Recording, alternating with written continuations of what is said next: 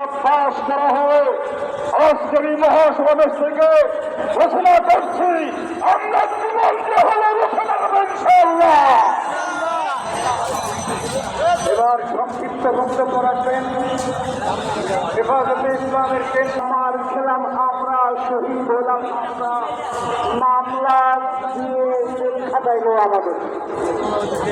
আবার এই মাঠে দাঁড়িয়ে বলে সাপ্লাই কেউ করে নাই, তাহলে সাপ্লাই যারা শহীদ হয়েছে তারা কারা? আমি বলব হেফাজতে ইসলামের নেতৃবৃন্দের নামে যে মামলা করা হয়েছে, ইসলাম কোরআন সুন্নাহের দিকে নারী নীতিমালা নারী কমিশন প্রস্তাব করেছে, তাদের মামলা প্রত্যাহার করবেন।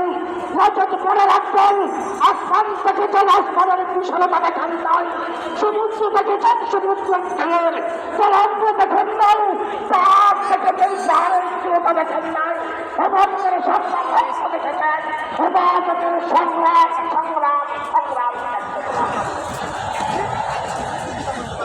সংগ্রামী জনতা।